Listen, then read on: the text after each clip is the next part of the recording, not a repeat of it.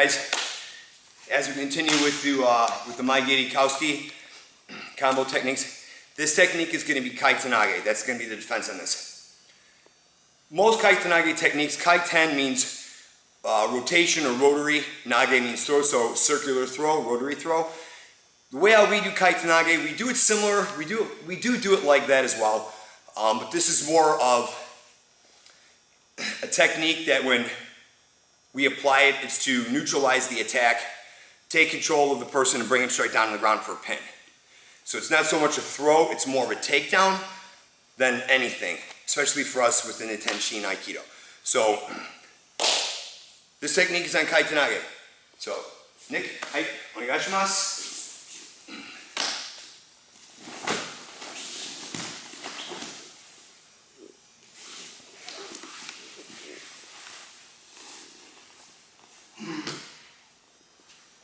Okay, so that technique, that's the basic demonstration. So you have your kick, punch, combo, ukenagaeshi, right?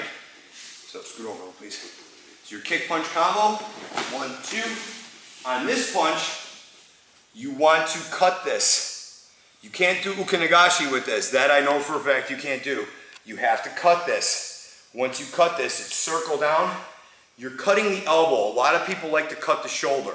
If that happens, he can roll his arm down and pull you straight up into this lock, musha dori.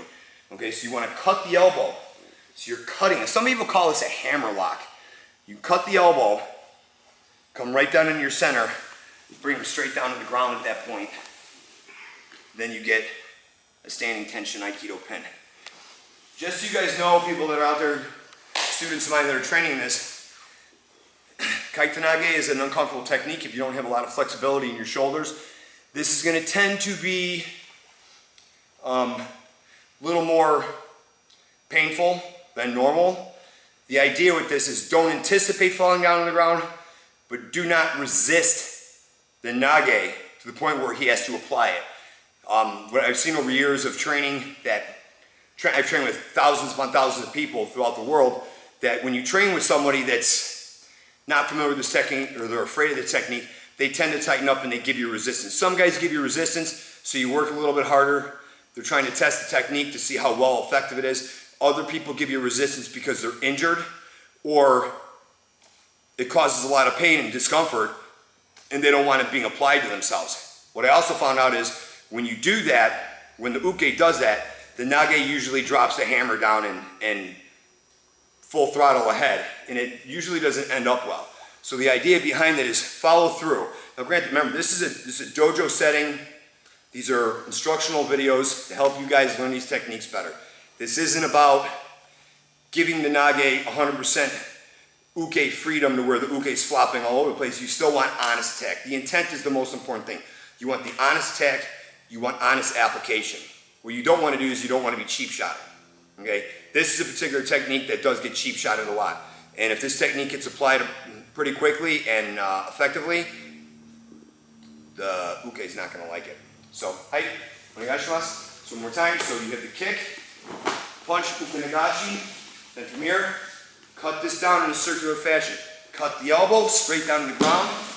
Get him right into this pin. Lock him out and move. Now you could also do this applying Tenkan. Okay, so as he kicks and punches, kick, punch, and from here you can cut. You can move behind him at this point and take him down to the ground as well if you needed to.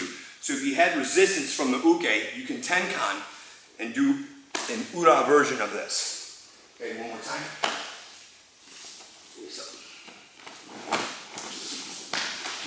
Right from here, move right into this thing. Lock him out, and from there, step away, good to go. Last one. So, kick punch.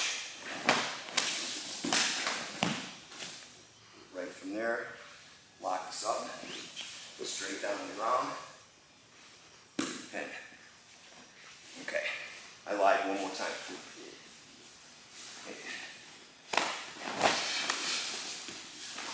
A little slow. Again, slow. You're moving too slow.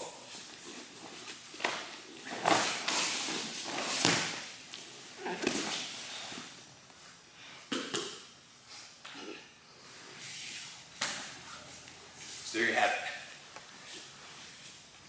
My geri Kauski, defense against Kauski, kaitennage.